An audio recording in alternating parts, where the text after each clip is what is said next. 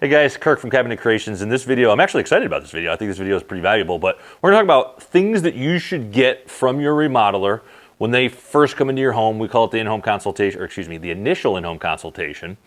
And there's some things that you should take away from that meeting that every remodeler should provide. So we're gonna get into that in this video. All right, so first and foremost, I don't know if it's first and foremost. We're gonna do three, and then I think the fourth is the one that's sort of the byproduct, the first three. So the first three are equally important. But the first one is, you and the remodeler should have a good concrete idea on layout.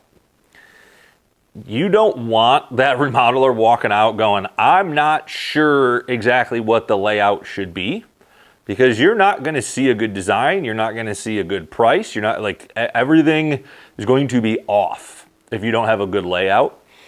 And the layout's like key. So I don't want to belabor that point, but if you don't have a good layout, you're gonna have a problem. And so then people have this tendency to go, well, let's do two layouts. That's not better either. That actually is more confusing and really muddies the water and makes it convoluted. So when the remodeler comes in, you should be sort of exchanging ideas and really getting into the layout and going like, well, this is a good idea. And hopefully you get a remodeler who's done this and has some experience and says, hey, here's some of the realities of moving that wall. So the big one is obviously people want to move walls, and that's a big layout change. They want to move appliances, they want to move mechanicals, and those are big layout changes that have some reality, have some realities that maybe sometimes homeowners go, ooh, I don't want to deal with that. So spend a lot of time on layout, get a good layout, and you want to see one layout.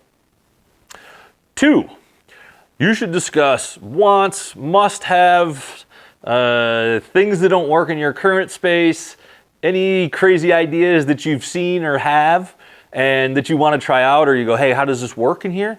Now's the time. So in that initial consultation, you should be working through some of the things that you really want and some of the things you got to really get rid of. And you hope that that remodeler or designer that's there is helping tease some of that out. And so we make this joke all the time internally is, hey, we want everybody to throw their ideas out. Sometimes we're going to take those ideas and we essentially flush them down the toilet. We get rid of them because they're not good ideas.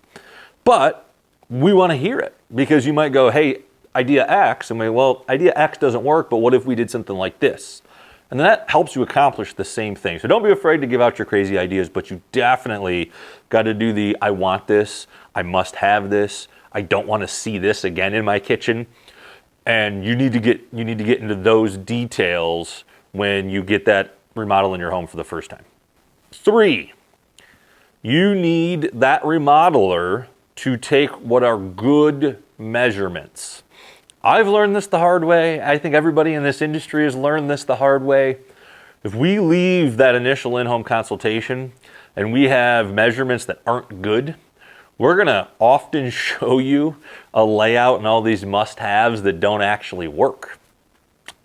We've had to do this, unfortunately, because we're humans and we measure 98, and indeed it's 88 and 10 inches on a wall of cabinets and all the things that you can get. If we're 10 inches too long, we're off.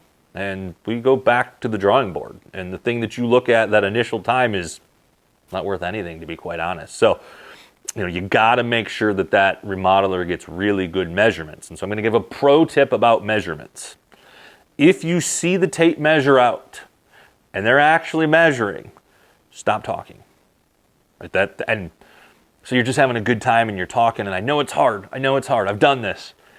But man, you want them to take the time to get good measurements, and you want to let them focus. And we measure down to like the 1/8 of an inch. So this isn't like, well, we just, we're in the proximity of 40 inches. No, we need to know that. And these details can really muck up a project, especially if they're not caught before cabinetry is ordered. So let them measure, give them the space, and you and that remodeler should sort of go, hey man, this is a time where that remodeler's got to focus and really get good measurements. 4, and probably the one that is the most controversial and the one that is the most important often to the homeowner, so you, is we as remodelers, if we can get those three things, so if we can get a good layout before we leave, if we can know the must-haves and the desires and the don't do this and here's the problems we're trying to solve, and then we can know how long and how many square feet something is, we can give you a pretty good idea of budget before we leave. And so something that we do before we're going to gather all this information. Before we leave, we're going to give you essentially a budget range. And we might say, hey, you know, Mr. and Mrs. Smith, this kitchen that you just, and I'm going to use a kitchen in this example, this kitchen that you just sort of talked to me about and we laid out and we thought about, we're thinking 70 to 80,000. And you might go, oh, 70, 80,000. I couldn't spend a dime more than 60. No problem, right? We understand. So often what we do at that point is, what do? We circle back to the first three. So now we're going to go layout. Well, you know, I know you wanted to remove that wall. Removing this wall is probably, when you start removing walls, there's money in removing the wall. There's more flooring, or, you know, now you have to do flooring in a lot of cases. You're getting into bigger islands. I mean, all these reasons that people do these dramatic layout changes, they get pretty expensive. And so we're going to go back to layout. We're going to go back to the must-haves, all those crazy ideas that we're like, yeah, we can do that, no problem. As long as you got money, it works. Well, we might get rid of some of those, right? And they might not make the cut. That doesn't mean you shouldn't do your kitchen. It means that, you know, at 60,000, some things aren't going to work. And then obviously we may get different dimensions because we've changed the layout. And then we come back to budget and go, okay, now we're probably in that $50,000 to $60,000 range.